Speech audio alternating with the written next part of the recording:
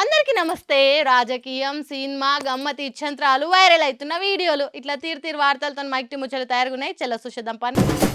అమ్మా నాన్న ఎక్కడున్నారో తెలియని అమాయక ముఖాలు, పసిపాపల ఆర్తనాదాలు, చెత్త చెదారంలో దొరికింది తిని కడుపు నింపుకునే దృశ్యాలు, చెంపల మీద కన్నీటి దారలు, దిక్కుతోచని బతుకులు, ఎక్కడికో తెలవని జీవిత ప్రయాణాలు, గుండెలను విండే ఘటనలు, ఇవన్నీ ఎక్కడనో జరిగిన యుద్ధ ఫలితాలు కాదు, ఖమ్మం జిల్లా వెలుగుమట్ల ముచ్చట్లు.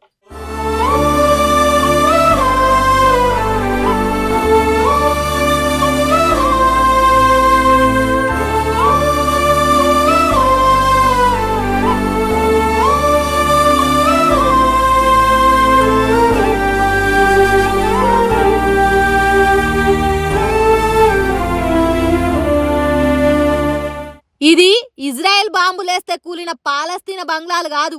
రష్యా యుక్రెయిన్ మీద యుద్ధం చేస్తే దిక్కులేనోళ్ళైన చిన్న పిల్లలు కాదు ఇల్లు. రెండో ప్రపంచ యుద్ధంలో తిండి లేక కాగితాలు ఏరుకొని తిన్న వీడియోలు కావివి. ఆఫ్రికా దేశాలల్లో ఆకలికి చెత్త కుప్పల మీద తిరిగే పరాయి దేశం పిల్లలు కాదు వీళ్ళు. మన తెలంగాణోళ్ళే, పాప పుణ్యాలు తెలవని మన మట్టి బిడ్డలే. రేవంత్ రెడ్డి ఏలువడిలా ప్రజాపాలన చేసిన అద్భుత ఫలితాలివి. రైజింగ్ తెలంగాణలో రాలిపోయిన ఆశల సమాధులివి. దిక్కులేని బతుకులు, దీన వాస్తలో చిక్కిన జీవితాలు చూస్తుంటే గుండెలు బరువెక్కి ఎక్కెక్కి ఏడ్చేంత దుఃఖం దన్నుకొస్తున్నది కదా. బుల్డోజర్లు రాక్షసుల తిరుగా హహహహ నవ్వుకుంటా బొమ్మరెల్లా సొంటి ఇండ్లను కూలగొడితే పాలించటోని కుట్రలు తెలవని పసి హృదయాలివి. ఇప్పుడు ఏం జరిగిందో రేపేం జరుగుతుందో ఏడవలేని పసి మనసులు. ఆకలైతే అప్పటి వరకు చెత్తా చెదారం ఏరుకొని తింటున్నారు. ఇది కదా మార్పు అంటే, ఇది కదా డెవలప్మెంట్ అంటే. భూమి, గాలి, నీరు, నిప్పు, ఆకాశం అన్ని పెద్దోళ్ళ పాలైనాక పేదోడికి ఏం మిగులుతుంది? ఇసోంటి గొప్ప గొప్ప సన్మానాలు తప్ప బుల్డోజర్ స్ట్రైక్లు, బువ్వ దొరకని రోజులు, బుగ్గాయే బతుకులు. అక్కడెక్కడో ఒక దేశం మీద ఇంకో దేశం దాడి చేస్తే మాట్లాడే పెద్ద పెద్ద నోర్లు ఎందుకు మూగపోయినాయో. రాత్రికి రాత్రే రాజకీయాలు ఏం జరిగినాయో ఎందుకు మాట్లాడతలేరు వీళ్ళు? భారతీయులు కాదా వీళ్ళు? హిందువులు కారా? వీళ్ళకు జరిగింది అన్యాయం కాదా? వీళ్ళు తెలంగాణ ముద్దు బిడ్డలు కాదా? ఎవల మీద ఎవరు చేసిన యుద్ధం ఇది? ఎందుకొరకు చేసిన విధ్వంసం ఇది? గోడల మీద అతికిచ్చిన నవ్వే బొమ్మలు ఎందుకు ఏడుస్తున్నాయి? ముద్దు కట్టుకున్న సెల్పులు ఎందుకు ముక్కలు ముక్కలైనాయి? అన్నిటిని ఆగం చేసి అనాథలం చేసిండ్రు కదా. ఎంత గొప్ప పాలన, ఎంత గొప్ప ఏలువడో కదా ఇది. తెలంగాణ తెచ్చుకున్నందుకు, ఇంత మంచి సర్కార్లను ఎన్నుకున్నందుకు గర్వపడదాం, గర్వపడదాం. అప్పు చెయ్యని వాడు గాడిదా, అప్పు తీర్చకు వెయ్యి వాయిదా, అసలుకు పెట్టరా ఎసరు నాయనా, ఐపి పెట్టినోడే విఐపి జగాన అని అప్పుల అప్పారావు సినిమాలో రాజేంద్ర ప్రసాద్ గొప్పగా వాడిండి అప్పుల గురించి. కానీ అదే తెలుగు సినిమా హీరో మంచు మనోజ్ ఏమంటుండో ఈయన. ఫర్ ఎగ్జాంపుల్ నా లేటెస్ట్ ఫోన్ చూడండి.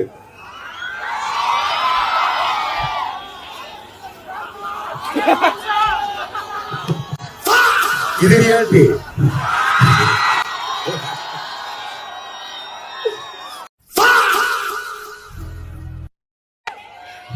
సింపుల్, మా జనరేషన్ కవర్ వేసాము, ఒక లక్ష కాపాడేసాము.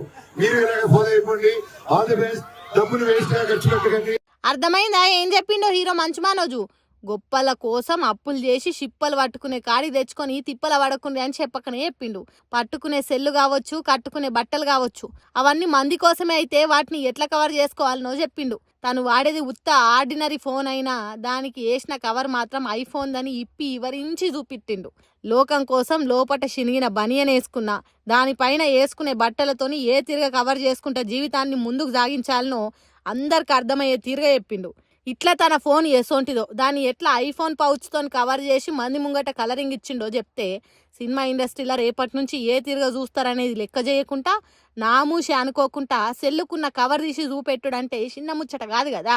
చాలా మంది చాలా ముచ్చట్లు మందికి చెప్తారు కానీ పాటించరు. ప్రవచనాల తీరుగా ఆగని ప్రవాహం లెక్క నీతులు శుద్ధులు సూత్రాలు చెప్పుకుంటా పోతారు కానీ ఎవ్వరు పాటించరు. కానీ హీరో మంచు మనోజు ఏది చేస్తున్నాడో గదే ఫ్యాన్స్కు చెప్పిండు. సినిమా హీరోలను ఫాలో అవడంటే షింపిర్ జుట్టు వెంచుకుడు కాదు, చినిగిన బట్టలు వేసుకొని ఫోజులు కొట్టుడు కాదు. సినిమాలల్లో హీరోలు చేసిన చిల్లర వేషాలు బయట మీరు కూడా వేయుండ్రి అన్నట్టు చెప్పిండు. ఫ్యాన్స్ అయినా కామన్ పబ్లిక్ అయినా రియల్గా ఎట్లా బతకాలనో లేని పెగ్గలకు పోకుండా ఎట్లా ఉండాలనో చెప్పి మంచు మనోజ్ రియల్ హీరో అనిపించుకున్నాడు. అందుకే ఇప్పుడు మంచు మనోజ్ను ఇప్పుడు అందరూ రియాలిటీ హీరో అని అంటారు. ఈ ముచ్చటిన్నాక మీకేమనిపిస్తుందో కామెంట్ చేయండి. కోవా బన్ను ముచ్చట మీద నోరు నెత్తిలో పెట్టుకొని మొత్తుకున్నోళ్ళు మీకు తెలుసా? తెలియదా? మీ దోస్తులకు తెలుసా? వాళ్ళ దోస్తులకు ఏమైనా తెలుసా? ఎవరో కోకలు తెలిస్తే ఈ ముచ్చట వాళ్ళకు దాకా షేరింగ్లు చేయండి. ఎందుకంటారా? ఇగో ఇక్కడ హిందువుల ఆరోగ్యాలు ఖరాబ్ అయ్యే ఘోరం ఒకటే జరుగుతున్నది. వాళ్ళకి ఎరక చేయండి.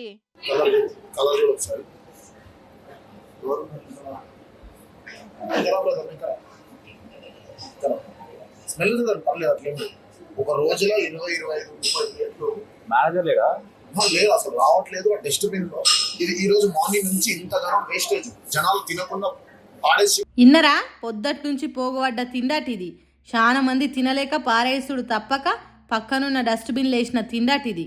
రంగు లేదు, రుచి లేదు, సువాసన చూద్దామంటే లేదట. ముందే పైసలు కట్టి టోకన్ తీసుకుంటారు కాబట్టి డబ్బులు రాక ఇటు గబ్బు తిండి తినలేక గింత తిండి తినకుండానే వారేసిండ్రట.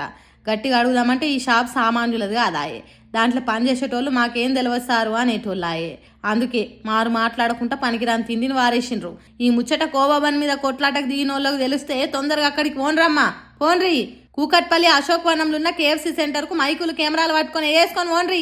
ఇక్కడికి పోయి తిండిని తినేది మన హిందువులే ఎక్కువ మంది ఉంటారు కాబట్టి కేఎఫ్సీని మూయించే పని చేయుండ్రి. గట్టిగా మాట్లాడి గద్దించుండ్రి. చెడిపోయిన తిండి తింటే కడుపులో తిప్పుతుంది అని చెప్పుండ్రి. కేఎఫ్సీ మీద సర్కారు చర్యలు తీసుకోవాలని డిమాండ్ చేయండి.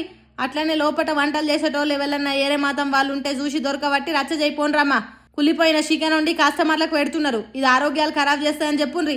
పోరా అక్కడికి. అవునులే, సామాన్యులకు ఒక తీరు న్యాయము, పెద్ద పెద్ద కంపెనీలకు ఇంకో తీరు న్యాయం కదా. సరే ఎవరు పోయినా పోకున్నా సర్కార్ ఆఫీసర్లు గిసొంటి కల్తీ తిండి పెట్టే కంపెనీలమే చర్యలు తీసుకోవాల్సిందే. అది ఎంత పెద్ద కంపెనీ అయినా ఎసొంటోడు నడిపినా సర్కారుకు ఎంత ఆమ్దాన్ వచ్చినా గట్టి చర్యలు తీసుకోవాల్సిందే. లేకుంటే మన జనాల పానాలే గాల్లో కలుస్తాయి. సార్లు ఫుడ్ సేఫ్టీ ఆఫీసర్లు జర గిసోంటి వాటి దిక్కు చూడుండ్రి సార్లు. రాజమండ్రిలో విషం పాలు తాగి జనం చచ్చిపోయినాక అధికారులు నిద్రలేసినట్టు కాకుండా జర ముందే మేల్కొండ్రి సారు అని అడుగుతున్నారు పట్నం పబ్లిక్. అసలే కోతి అది కళ్ళు తాగితే ఎట్లుంటది? కొయ్యని కాయలుండయి, కొరికి వారేని పండ్లుండయి, ఇల్లు వీకి పందిరేసినంత పని చేస్తుంది. అసోంటి కళ్ళు దాయిన కోతికి 100 రెట్లు ఎక్కువ అన్నట్టు చేస్తున్నాడు అమెరికా అధ్యక్షుడు ట్రంప్. ఆ మాటలేందో, బయటి దేశాలను భయపెట్టించుడేందో, దేశ అధ్యక్షులను ఎత్తుకపోవడేందో, వ్యాపారాల పన్నులు పెంచుడు దించుడు, వాని తిక్కలనెత్తికేమో కలెపోండ్రి. ఉత్తర కొరియా అధ్యక్షుడు కిమ్ ఉన్ మస్తు సైకోగాడు, నీ అంత అని అంటారు కొంతమంది. కానీ అమెరికా అధ్యక్షుడు ట్రంపే అసలైన సైకోగాడు అన్నట్టు మైకంగా మీద మాటలు మాట్లాడుతున్నాడు. తన మాటలకు నెత్తి లేదు కత్తి లేదు అన్నట్టు ఎటు పడితే గట్లని మాట్లాడుతున్నాడు. అరే, తీవ్రవాదులకు సొంత ఇల్లు తీరుగుండే పాకిస్తాన్ దేశము ట్రంప్కు బెల్లమైందట. అక్కడి పాలకులంతా గొప్పోళ్ళు లేరట, వాళ్ళంత మంచు మనుషులే లేరు అన్నట్టు దమాక్ల పురుగు తిరిగినట్టు దిమాక్ లేని మాటలు మాట్లాడిండు. పాకిస్తాన్ ఆఫ్ఘనిస్తాన్ మీద బాంబులు వేసుకుంటా యుద్ధం చేస్తున్నది కదా, హాగో అది ట్రంప్ వారికి మస్తు నచ్చిందట. మరి అట్లా ఎందుకు నచ్చిందో అదేం సాడిస్ట్ ప్లేజరో అర్థమైతలేదు. మంది ఇల్లు కాలుతుంటే సలిమంటలు కాగేటోళ్లకు అట్లనే అనిపిస్తుంది కావచ్చు. మరి ఒక్క దేశాన్ని బాగు చేసిండా, ఒక్క దేశాన్ని పైకి లేపిండా, మంది నెత్తుల మీద చేతులు పెట్టి భస్మం చేసుడు తప్ప అమెరికా ఓడు ఎవరినన్నా పొడుగు వెళ్ళనిచ్చిండా? ఇప్పుడు ఆఫ్ఘనిస్తాన్ దేశానికి పాకిస్తాన్ దేశానికి నడుమ యుద్ధం జరుగుతుంటే 2 దేశాలకు సర్ది చెప్పి సంధాయించి యుద్ధం ఆపాల్సింది పోయి పాకిస్తాన్ దేశ ప్రధానమంత్రి షహబాజ్ షరీఫ్, ఆర్మీ చీఫ్ ఆసిమ్ మునీర్లు గొప్ప నాయకులను మెచ్చుకొని మెడల మీద వేసుకున్నాడు. ఆ కంపునోడు ట్రంప్ గానికి సిగ్గు శరం ఏమన్నా ఉన్నదా? ప్రపంచాన్ని కాపాడాలనే ఆలోచన ఉన్నాడు. గిట్లనేనా మాట్లాడేది? దునియా దేశాలకు పెద్ద అని చెప్పుకునే అమెరికా అధ్యక్షుడు మాట్లాడే తరిక గిదేనా? అది పక్కన పెట్టి ట్రంప్ మహాశైల వారు యుద్ధాలు జరుగుతుంటే ఆయుధాలు అమ్ముకుందామని ఉపాయం వేస్తున్నాడు. బట్టేవాది ఆలోచనలు చేస్తున్నాడు. ఇంకా సిగ్గు లేకుండా నోబెల్ శాంతి బహుమతి ఇవ్వాలని అడుగుతున్నాడు. అంటే ఎవరిని ఏమనుకోవాలి, ఎట్లా అనుకోవాలి? అరే ట్రంప్ గాడు అమెరికా దేశ అధ్యక్షుడు అయినాక ఏ దేశ అధ్యక్షునికి ఏ దేశ ప్రధానమంత్రికి నిద్ర లేకుండా చేస్తున్నాడు. ఇప్పుడు పాకిస్తాన్ ఆఫ్ఘనిస్తాన్ దేశాల నడుమకు చేరి యుద్ధం ఆపాల్సింది పోయి మండుతున్న కొలి మీద పెట్రోల్ పోసినట్టు ఇక్కింతే ఎగేస్తున్నాడు. ఈ ట్రంప్ గాంతోని పెద్ద తలకాయ నొప్పి వచ్చేటట్టున్నది ప్రపంచ దేశాలకని అంటున్నారు. తిక్కలోని కథలు కక్కలేక మింగలేక కాలం గడుపుతున్న దునియా దేశాల అధ్యక్ష ప్రధానమంత్రులు. ఏం సాధించిండ్రు సారు పేదలను ఏడిపించి? ఏం సాధించిండ్రు? ఏం వెలుగబెట్టిండ్రు సారు సామాన్యులకు గూడు లేకుండా చేసి? ఎంత అభివృద్ధిని చేసిండ్రు సారు? రాజకీయాల పేరుతోని మా గుడిసెలకు మిమ్ముల ఎవరు రమ్మన్నారు సారు? మా బతుకులు మారుస్తామని ఎందుకు మమ్ముల నమ్మబలికిండ్రు సారు? ఓట్లు పడ్డాక మీరు గద్దెనెక్కినాక ఆ గూళ్ళనే కూలగొడతారని మా అమాయక బుర్రలకు తట్టలేదు సారు, తట్టలేదు. మా ఇండ్ల ఇటుక పెట్టెల మీద మీరు రాజభవనాలు కట్టుకుంటారా? కట్టుకోండ్రి సారు, కట్టుకోండ్రి. ఈ శిథిలాల మీద మీరు కుర్చీలు వేసుకొని కులుకుండ్రి సారు, కులుకుండ్రి. నోరు లేనోళ్ళం సారు, నొసటి రాత మంచిగా లేనోళ్ళం సారు, తాత తండ్రుల ఆస్తులు అంతస్తులు లేనోళ్ళం సారు, రాజకీయాలు తెలవనోళ్ళం, మీ సీటు మాకి అని కోరనోళ్ళం, మంత్రి పదవులు ముఖ్యమంత్రుల పదవులు గుంజుకోవాలనే ఆలోచన లేనోళ్ళం సారు. అసొంటి మా ఇండ్లను ఎందుకు కూల్చిండ్రు సారు? మీరు తింటున్న పరమాన్నంల జీడిపప్పుకు ఆశపడ్డామా? మాకు ఈ బతుకులు వద్దు, మమ్ములను అందలమెక్కిండ్రి అని అడిగినమా? మీ కుర్చీలు గుంజుకునే కుట్రలేమన్నా చేసినమా? ఎత్తులకు పై ఎత్తులేసి ప్రభుత్వాలను కూలగొట్టే కుతంత్రాలు పన్నినమా? ఎందుకు సారు ఇట్లా మా బతుకులను బయటేసిండ్రు? తరాలు కష్టపడ్డా ఒక ఇల్లు కట్టుకోలేని బతుకులు సారు మాయి. అద్దాల మేడల్లా బతకాలి అనే ఆశలేం లేవు సారు మాకు. రెక్కలు ముక్కలు చేసుకొని రేకుల షెడ్డులు వేసుకున్నాం సారు. ప్రకృతికి కోపం వచ్చినా మా ఇండ్లను ముంచుతాయి, రాళ్లవాన దంచి కొట్టినా మా రేకులే పలుగుతాయి. అంతేకాదు అధికారంలో ఉన్న మీకు కోపం వచ్చినా మా ఇండ్లనే కూలగొడతారని ఎరగనోళ్ళం సారు మేము. మా ఈ ఇలువలేని బతుకులైనవి సారు. మాకేదన్నా ఇలువైనది ఉన్నది అంటే అది 5 ఏళ్లకోసారి వేసే ఓటు సారు.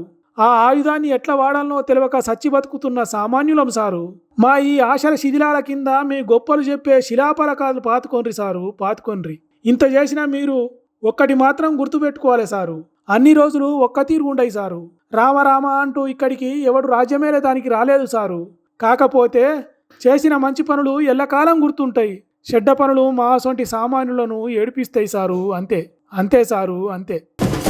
సుషిరన్లా నేను పట్టుకొచ్చిన ముచ్చట్లు ఎట్లున్నాయో ఇంకిన్ని ముచ్చట్లతో మళ్ళీ కలుద్దాం. అప్పటిదాకా చూస్తూనే ఉండరు మన మైక్ టీవీ ముచ్చట్లు.